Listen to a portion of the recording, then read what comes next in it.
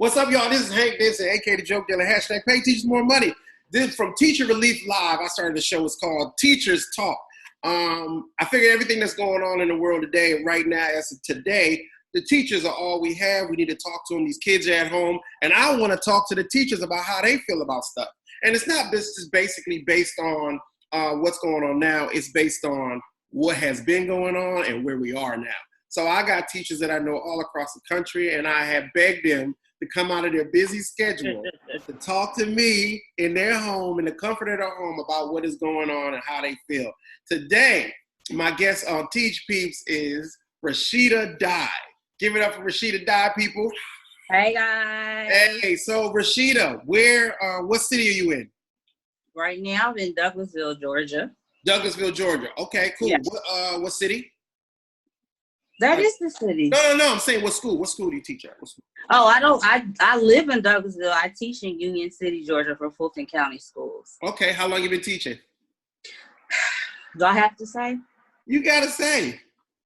18 years. 18 years? What? Yes. I gotta give you a round of applause, because anybody who's doing that with other people's kids for that amount of time deserves applause. And 2 cruises to the Bahamas. That's what you deserve. But I would say, I know this about you. Teacher of the year, I don't know how many times. Yes. Clark graduate. Clark, Atlanta. Clark is in Boston. I'm supposed to, Clark, Atlanta graduate. HBCU in the building. Let me ask you, and let's get to the questions real quick. Why? Why teaching? Why not? Ain't good. Somebody has to do it. Somebody has to do it. And a lot of these kids, especially in upper elementary school, because I teach 5th grade, they don't have people that genuinely care about them and genuinely love on them. Yeah. And I honestly care about that more than the academics. I mean, I want them to pass, but I want them to be compassionate citizens. What grade? So what grade do you teach? Right now, yes. I teach 5th grade. And you started at 5th grade? What did you start teaching? I started in 2nd grade. I taught 2nd grade for 8 years, and I cried when I got moved to 3rd grade, because I was told that admin always want their strongest teachers in a testing grade, and so I thought I'd never teach anything higher than 2nd. I moved to 3rd. I loved it. Moved to 4th. I loved it. Got moved to 5th. I love it. So. Okay, so let me ask you this. I understand that your energy for kids is the more, and me and you told me some stories. Right. I'm like, you got to have a special place. You got to be a special person to deal with the stuff. The story about the young man in the coat, I'll never forget that. Oh. Timeless. That's a timeless story. We'll recap on that at the end, but let me ask you this. What was your first day of teaching like? It was honestly, it was smooth, because I wound up getting hired at the same school that I did my student teaching in. Oh, really? And so I did my student teaching in 1st grade, and so when I got hired, I had them all again in 2nd grade. So it wasn't tough at all. Well, okay, that works out. My ideal of it is, like, what I'm asking you is your experience of what it was. Was it what you thought it was going to be? Like, when you were like, oh, my whole process is like everything that's going on in this school, because the stories outside the school that you hear from people are not necessarily stories that are in the school. Right. No, it wasn't like I expected. It wasn't like that. It was not. It was not. So let me ask you this. What are you doing now at the house or now at your home since COVID has hit that you have never been able to do before? Like, you're like, ooh, I ain't got to be nowhere. Oh, my goodness. Sleep until the sun comes up. Are you serious? Yeah, I mean, yeah. So what time do you have to be to school? What time does school start? 7:10. So you going to school in the dark? Every day, yeah. And then you go home in the dark? In the dark, every day, yes. For the last how many years? 18. Don't make that face, Rasheeda. Yes. When I leave, it's dark. When I come home, it's dark. And that's only because it's always something after school. Staff meeting, PLC, math PLC, PTA, Right. extended day, girls on the run, Google coding. So And that's voluntold stuff to do. You ain't even volunteering for half that stuff. no, girls on the run and Google coding, I did volunteer for. Okay. The So other let me stuff. ask you this: where are you at mentally and physically now with what's going on? I know COVID-19 is hit. It's changed up the whole dynamic of what everyone's day is. People who are not teachers, parents, what are you experiencing now? Would you say with the exchange of parents, teachers, and the kids at home? What are you experiencing now that you would take as a positive or a negative? Well, a couple things. My anxiety is on 100,000 because I have a mother that's elderly. So Right. I'm worried about that. But as far as my students, like they call, they FaceTime, they text. We're on Google Classroom, we're on Zoom, Microsoft Teams. So we still have opportunities to see each other.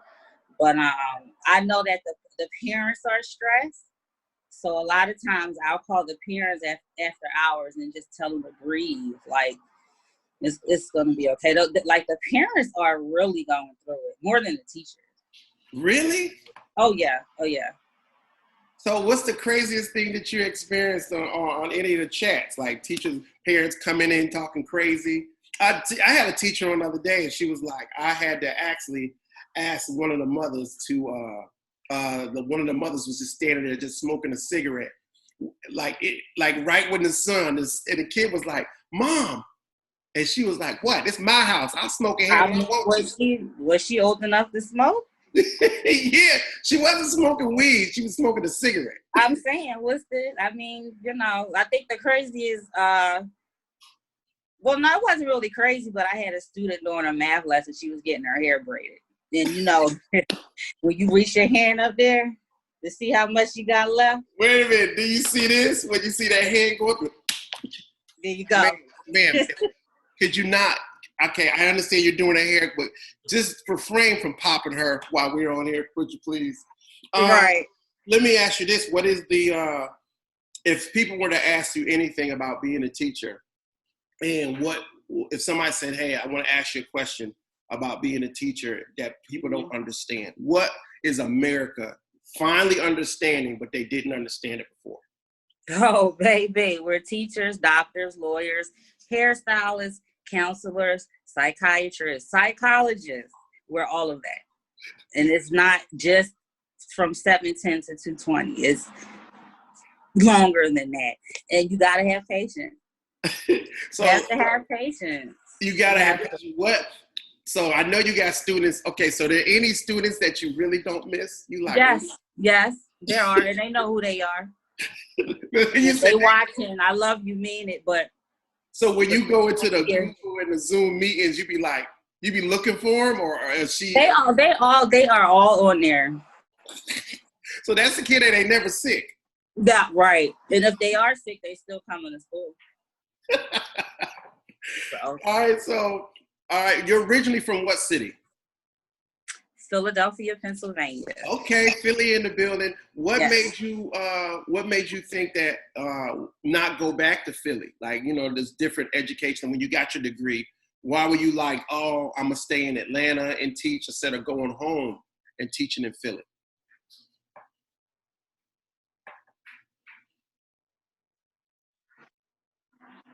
Honestly? I had a boyfriend.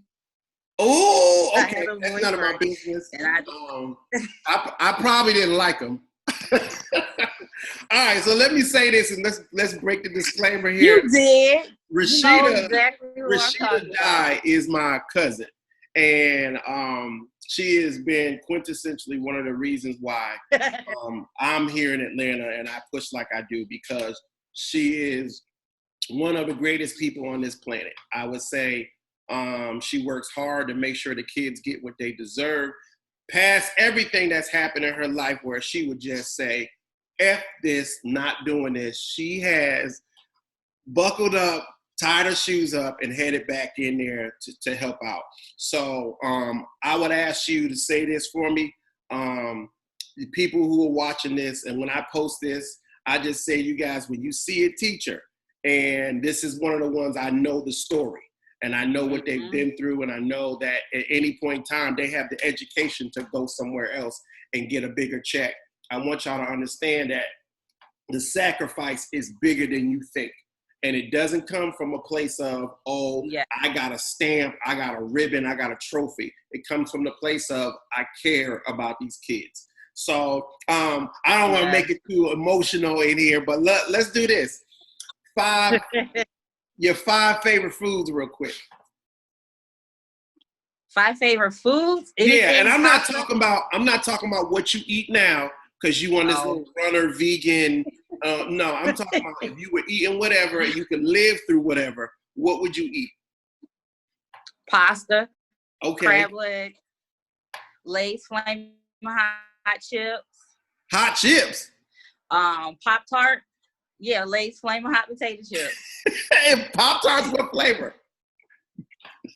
Pop-Tarts. What flavor? Brown. What is it? The brown sugar. Yeah. And what else? Come on, one more. Wine. That's not a food. We know wine is already on there. You ain't even grapes.